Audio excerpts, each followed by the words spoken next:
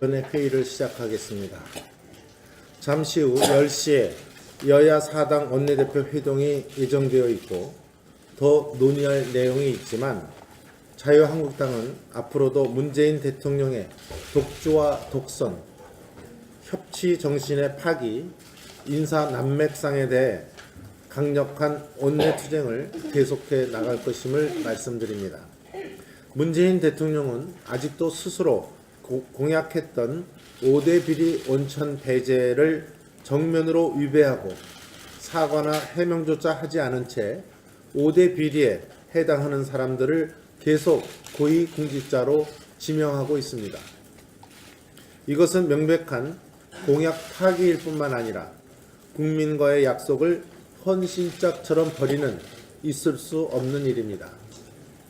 언론 보도로 보면 국정기획자문위원회에서는 정부의 인사청문 대상 고위공직자 기준 중 위장 전입과 논문 표절에 대해서는 새로운 기준을 만든다고 하는데 법률도 아닌 대통령령으로 만들어진 임시위원회가 무슨 권한으로 그런 고무줄 잣대를 제 맘대로 만들어 국회에 요구할 수 있는 것인지 스스로 국민으로부터 비웃음을 살 뿐입니다. 국정기획자문위원회가 무슨 점령군 사령부라도 되는 양 멋대로 포고령을 내리고 국회와 국민에게 따르라고 한다면 이것이야말로 위록지마여 이연령 비연령입니다. 한마디로 국민과 국회를 무시하고 협치와 소통을 포기하는 것으로 우리 자유한국당은 제1야당으로서 국가를 위해 협력할 것은 통 크게 협력하면서도 이 정부가 잘못 가고 있는 것에 대해서는 국회 상임위뿐만 아니라 여러 인사청문회 등을 통해 강력한 비판과 견제 또 저항을 계속해 나갈 것입니다. 그것이 국민께서 자유한국당에 부여한 합리적인 강한 야당의 길이라고 생각합니다. 다음 주 본격적인 인사청문회 2라운드가 시작될 예정인데 저는 김상곤, 조대엽 후보자와 함께 송영무 국방장관 후보자를 부적격 신3종 세트로 규정합니다. 송영무 국방장관 후보자는 오늘 아침에만 해도 언론을 통해 해참 총장 퇴직 다음에 법무법인 고문으로 취직해 월 3천만 원, 2년 동안 총 10억 원에 이르는 초고액 자문료를 수수했고 이어 한 방산업체와 자문 계약을 하면서 월 800만 원을 받고도 사내 전산망에 정식 직제 등록도 되지 않았다는 의혹이 나타나고 있으며 해군 참모총장 시절 납품 비리 수사 중단 지시 의혹도 쏟아져 나오고 있습니다. 송영무 후보자는 이뿐만 아니라 문재인 대통령이 정한 5대 비리 중 위장 전입을 한 번도 아닌 4번이나 한 것으로 드러났고 제1연평해전 공적심사위원장으로 본인이 셀프 무공 훈장을 줬다는 의혹, 해참 총장 재직 시 자기 딸을 국방연구원에 취직시켰다는 의혹 등 하루가 멀다 하고 각종 의혹이 쏟아져 나오고 있습니다. 아무리 전직 장성이라 하더라도 퇴직 직후 월 3천만 원 자문료를 받는 것이 과연 정상적 취업인지 아니면 자선단체도 아닌 대형 로펌이 전직 해참 총장의 영향력을 이용해 로비 대가의 정관 예우를 한 것인지 상식적으로 판단할 수 있지 않겠습니까? 군인이어서 위장 전입이 상시적으로 이루어진다면 우리나라 모든 군인들이 그렇게 수시로 위장 전입을 하는 범죄자라는 말입니까? 소영무 후보자는 월 3천만 원에 초고액 자문료에 대해 약간의 활동비 정도 또 얼마를 받았는지도 모르겠다고 해명을 했는데 이건 더욱 국민의 분통을 터뜨리는 것입니다. 대통령의 월급보다도 더 많은 월 3천만 원이 약간의 활동비라니 이걸 국민들이 상식적으로 받아들일 수 있겠습니까? 국방장관이 되겠다는 분의 비상식적인 의식이 놀랍고 기가 막힐 뿐입니다. 이미 김상조 교육부 장관의 후보자는 학자로서 평생 썼다는 논문 3편이 모두 심각한 표절로 점철되어 있고 과거 한신대 교수 시절 다른 좌파 인사들과 함께 주한 미군 철수와 한미동맹 폐기를 주장했던 사실까지 새로 드러나고 있습니다. 언론에서는 김 후보자의 과거 주장에 대해 많은 부분이 북한 주장과 일치하는 내용들이라고 지적하고 있습니다. 김 후보자는 과거 노무현 정권 때 김병준 교육부총리 후보자를 향해 논문 표절을 했다며 사퇴를 요구했고 결국 낙마시켰는데 정작 그 시점에 자신은 더 심한 표절을 하고 있었던 것입니다. 이런 국가관과 대북관에다 학자로서 자격을 갖추지 못한 분이 어떻게 대한민국 교육 정책뿐만 아니라 사회부총리로서 노동, 사회, 교육, 문화 분야를 총관장하는 부총리가 된다는 말입니까? 거듭 밝히지만 자유한국당은 과거 더불어민주당이 그랬던 것처럼 오로지 반대를 위한 반대, 인사 발목 잡기를 할 생각이 없습니다. 이미 적격으로 판단된 김동연 경제부총리 등에 대해서는 신속하게 인사청문 보고서를 채택해 준 바 있습니다. 모든 문제는 문재인 대통령이 스스로 정한 5대 비리에 명백히 해당하는 인물과 도덕성과 업무 능력 등에서 도저히 장관으로 인정할 수 없는 사람들을 제대로 검증하지 않은 채 국회로 보내기 때문에 비롯되고 있는 것입니다. 문재인 대통령은 더 이상 국회의 인사 검증을 금쪽 같은 시간 허비라는 식으로 폄하해서는 안 됩니다.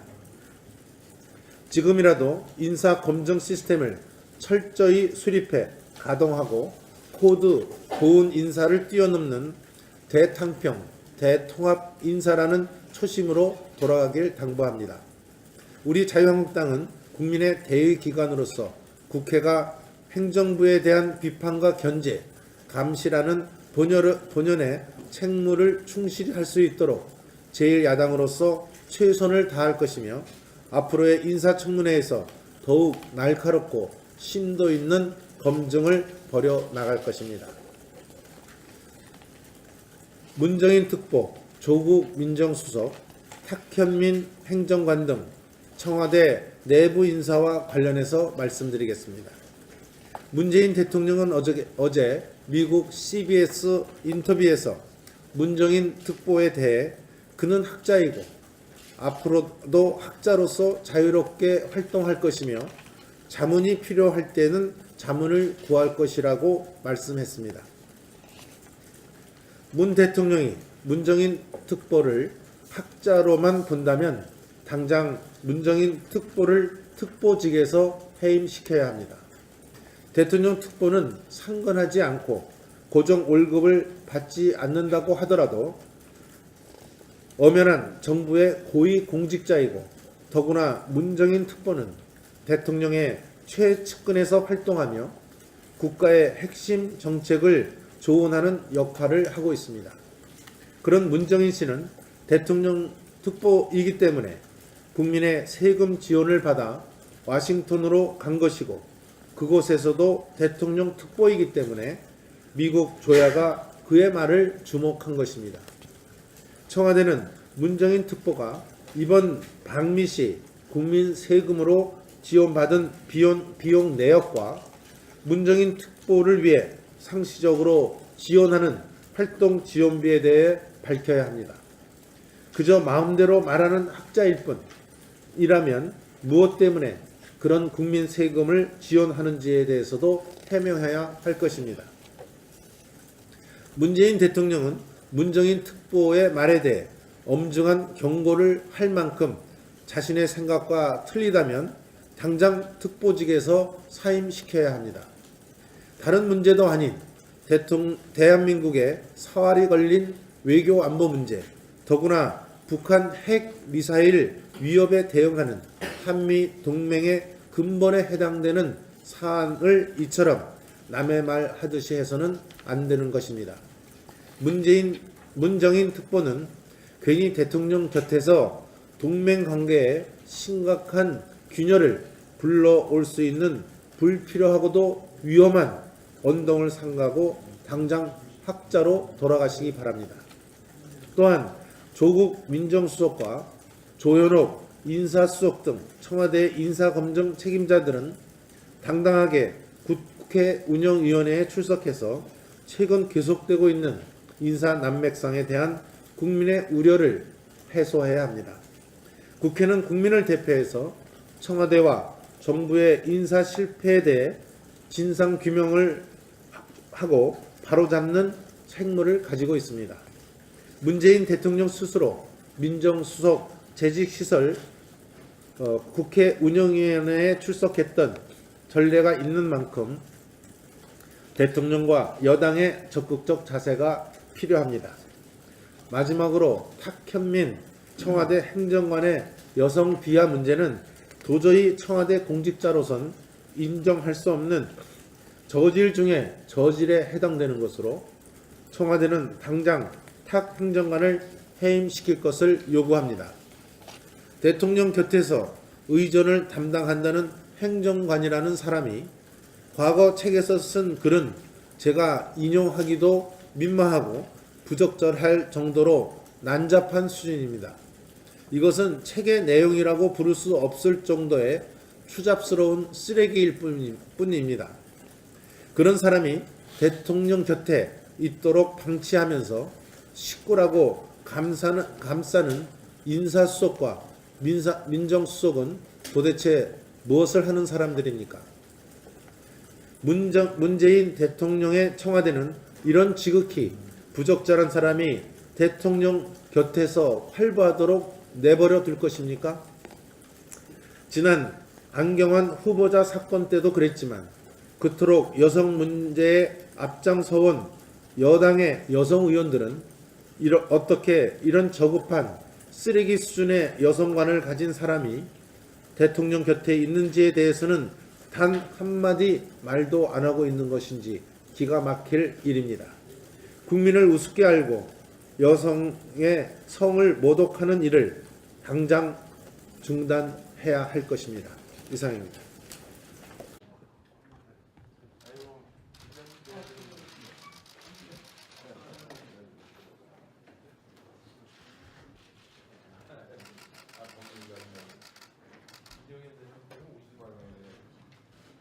이번에 회의를 시작하겠습니다.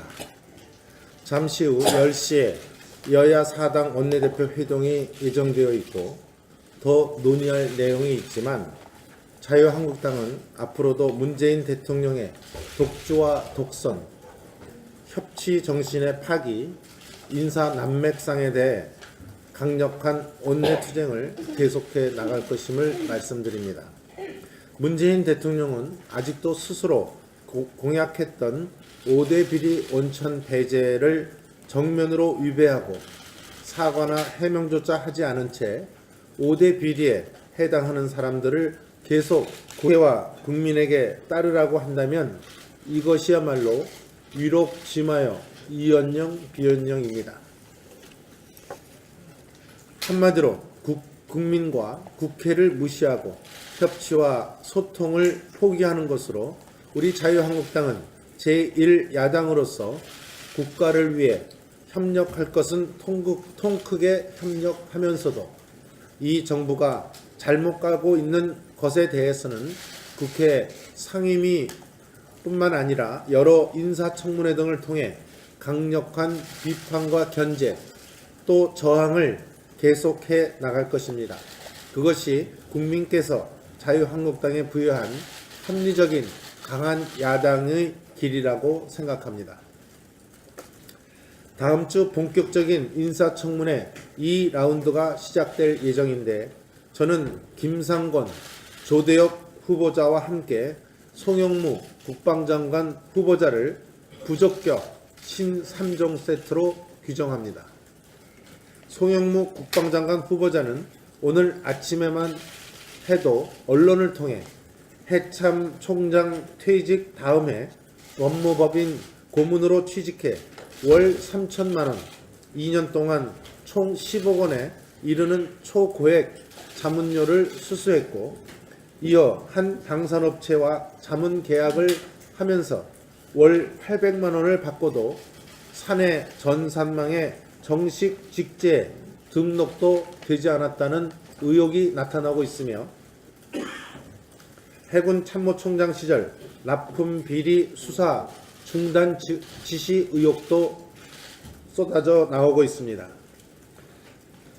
송영무 후보자는 이뿐만 아니라 문재인 대통령이 정한 5대 비리 중 위장 전입을 한 번도 아닌 4번이나 한 것으로 드러났고 제1연평해전 공적심사위원장으로 본인이 셀프 무공 훈장을 줬다는 의혹, 해참 총장 재직 시 자기 딸을 국방연구원에 취직시켰다는 의혹 등 하루가 멀다 하고 각종 의혹이 쏟아져 나오고 있습니다. 아무리 전직 장성이라 하더라도 퇴직 직후 월 3천만 원 자문료를 받는 것이 과연 정상적 취업인지 아니면 자선단체도 아닌 대형 로펌이 전직 해참 총장의 영향력을 이용해 로비 대가의 전관 예우를 한 것인지 상식적으로 판단할 수 있지 않겠습니까? 고위 공직자로 지명하고 있습니다. 이것은 명백한 공약 파기일 뿐만 아니라 국민과의 약속을 헌신짝처럼 버리는 있을 수 없는 일입니다. 언론 보도로 보면 국정기획자문위원회에서는 정부의 인사청문 대상 고위공직자 기준 중 위장 전입과 논문 표절에 대해서는 새로운 기준을 만든다고 하는데 법률도 아닌 대통령령으로 만들어진 임시위원회가 무슨 권한으로 그런 고무줄 잣대를 제 맘대로 만들어 국회에 요구할 수 있는 것인지 스스로 국민으로부터 비웃음을 살 뿐입니다. 국정기획자문위원회가 무슨 점령군 사령부라도 되는 양 멋대로 포고령을 내리고 국회